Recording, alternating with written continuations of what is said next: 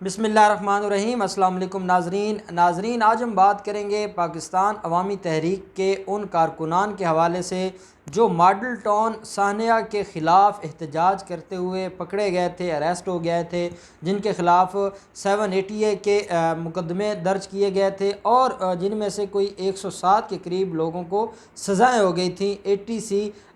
سرگودا کی طرف سے کچھ لوگوں کو 5 سال سزائیں ہوئی تھی اور کچھ لوگوں کو 7 سال سزائیں ہوئی تھیں، جہاں ہم ذکر کرتے رہے کہ ان لوگوں کو 2 سال ہو گئے ہیں، ان کی اپیلیں پینڈنگ ہیں، لیکن آج تک اس کے اوپر کوئی سماعت نہیں ہوئی اور وہ لوگ جو جیلوں کی سلاخوں کے پیچھے ہیں اور جو اصل سانحہ ماڈل ٹاؤن کے ملزمان ہیں وہ آج تک کچھ اپنے عہدوں پہ جو بیوروکریسی میں تھے وہ اپنے عہدوں پہ آج بھی بیٹھے ہیں، اپنے عہدوں کو انجوائے کر رہے ہیں، اور جو پولیٹیکل ایلیٹ تھی وہ بھی آج دندناتے پھر رہے ہیں۔ ان کو کوئی اس کیس کے اندر کوئی پوچھنے والا نہیں ہے۔ یہ وہ کیس ہے پوری دنیا کے سامنے، کیمروں کے سامنے پوری دنیا نے دکھایا تھا کہ کس طرح قتل عام کیا جا رہا ہے، کیسے عورتوں کے منہ میں گولیاں ماری جا رہی ہیں، کیسے وہاں پر بزرگوں کو نشانہ بنایا گیا، 14 لوگوں کو شہید کر دیا گیا اور 100 سے زیادہ لوگوں کو زخمی کر دیا گیا۔ جو اصل ملزمان تھے، جو قاتلین تھے، ان کے خلاف تو آج تک کوئی کارروائی نہیں ہوئی، ہماری عدالتیں اس کے اوپر خاموش ہیں۔ لیکن جو لوگ بیچارے احتجاج کر رہے تھے ان کو احتجاج کا حق بھی نہ دیا گیا، اور اس وقت کی جو ظالم حکومت تھی PMLN کی، جو اپنے سیاسی مخالفین کو کے خلاف ڈائریکٹ ATC کے پرچے درج کروا دیتی تھی، آج ان کو عمران خان سے بڑی تکلیف ہے، اور عمران خان کے بارے میں وہ کہتے ہیں کہ ان کو سیاسی انتقام کا نشانہ بنایا جا رہا ہے۔ لیکن یہ کیا کرتے تھے کہ اپنے جو سیاسی مخالفین ہوتے تھے ان کے اوپر ڈائریکٹ دہشت گردی کے پرچے درج کروا دیتے تھے، اور انہی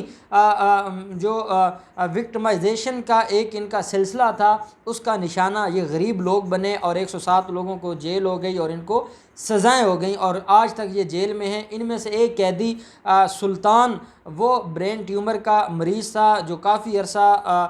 زندگی اور موت کی جنگ سے لڑتا رہا، پھر اس کو ملتان میں شفٹ کیا گیا۔ ملتان میں جب اس کا علاج نہ ہو سکا تو اس وقت وہ کراچی کے ہاسپٹل میں ہے، لیکن آج تک اس کی ضمانت نہیں ہوئی لاہور ہائی کورٹ سے۔ باقی جو ایک اور ملزم ہے اس کیس میں، اس کا نام ہے عبدالکریم، یہ بھکر کا رہنے والا ہے اور اس وقت بھکر کی جیل میں یہ قید ہے۔ عبدالکریم، اس کی 14 سالہ معصوم بیٹی جگر کی مریض تھی اور جگر کے مرض میں مبتلا رہی کافی عرصہ سے، اور 1 ماہ پہلے اس کو لے کے گئے تھے چلڈرن ہاسپٹل لاہور میں علاج کروانے کے لیے۔ انہوں نے 1 ماہ کا ٹائم دیا تھا کہ 1 ماہ کے بعد ان کی باری آئے گی اور ان کا چیک اپ کیا جائے گا، لیکن وہ بیچاری معصوم بچی 1 ماہ انتظار نہ کر سکی اور علاج ہونے سے پہلے ہی اس کی ڈیتھ ہو گئی۔ کل جب اس کی ڈیتھ ہوئی تو مجھے جو ذرائع نے بتایا ہے اور جو بکر کے لوگوں نے مجھے انفارم کیا ہے، محمد جمعہ خان جو پاکستان عوامی تحریک کے لیڈر ہیں بکر کے، ان کی مجھے کال آئی تھی اور انہوں نے مجھے بتایا کہ وہ صبح 8 بجے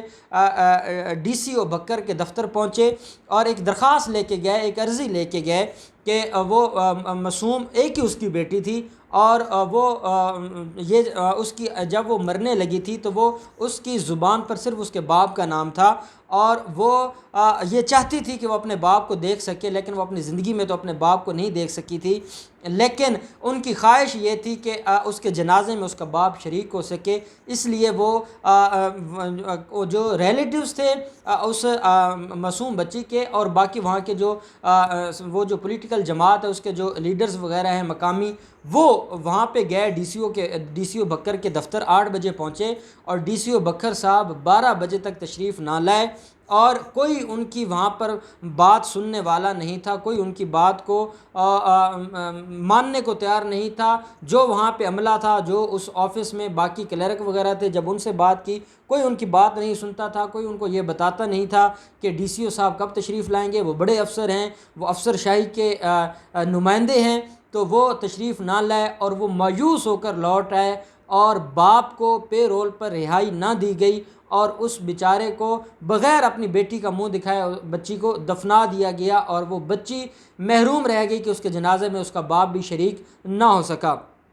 جب مجھے کل اس بات کا پتہ چلا اور میں نے یہ سنا اور ان کی فیملی کے لوگوں سے بھی میری بات ہوئی، انہوں نے بھی مجھے کال کی اور وہ بہت زیادہ دکھی تھے اور وہ رو رہے تھے اور وہ کہتے تھے ہمارا گناہ کیا ہے، ہمارا قصور کیا ہے، ہم نے کون سا کسی کو قتل کیا ہے، ہم نے کوئی ڈکیٹی نہیں کی، ہم نے کوئی کرپشن نہیں کی، ہم نے کسی کے ساتھ زیادتی نہیں کی، ہم صرف سیاسی قیدی تھے اور سیاست کی بنیاد پر ہم اپنا حق مانگنے گئے تھے کہ ہماری جماعت کے لوگوں کو بے گناہ مارا گیا ہے، بے گناہ مسلمانوں اور انسانوں کو قتل کیا گیا ہے، ہم تو احتجاج کرنے گئے تھے اور یہی کانسٹیٹیوشن آف پاکستان ہمیں احتجاج کا حق دیتا ہے، لیکن ہم احتجاج کرنے کیا گئے تھے کہ ہمیں ہی پکڑ لیا گیا، ہمارے خلاف 780 کے پرچے درج کیے گئے اور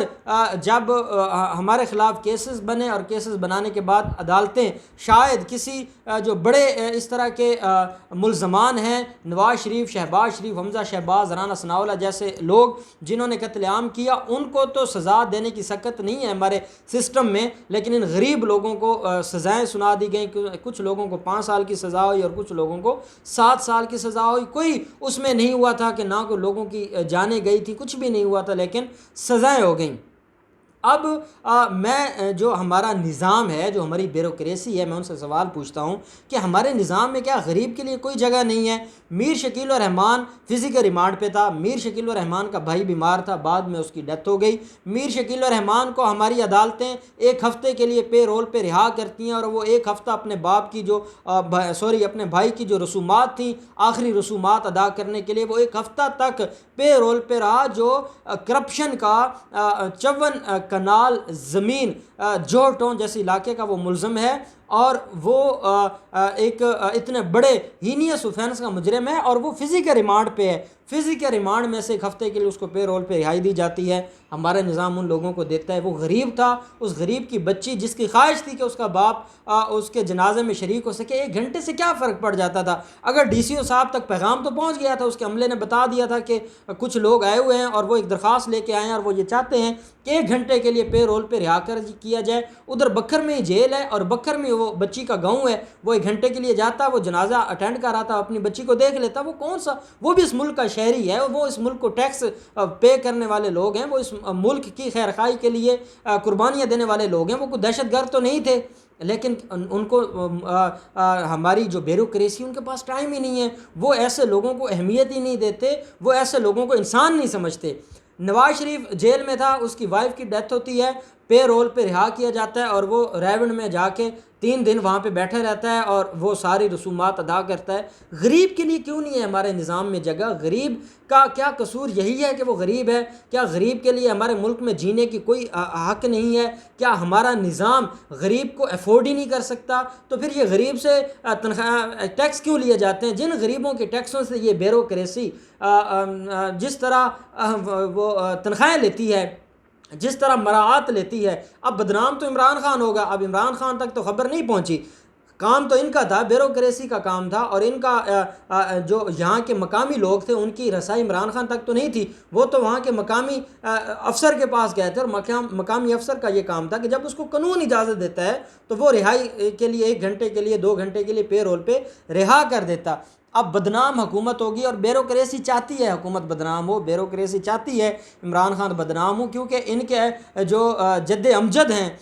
نواز شریف اور شہباز شریف، وہی ان کو سپورٹ کرتے تھے اور وہی ان کو وارہ کھاتے تھے، اس لیے وہ نہیں چاہتے کہ یہ حکومت رہے اور اتنا ظلم کر رہی ہے یہ بیوروکریسی عام آدمی کے ساتھ۔ یہ عام آدمی کو انسان نہیں سمجھتی، عام آدمی ان کے دفتروں میں چلا جائے تو یہ ان کو ایسے ٹریٹ کرتے ہیں جیسے وہ کسی دشمن ملک کا نمائندہ ہو۔ تو میں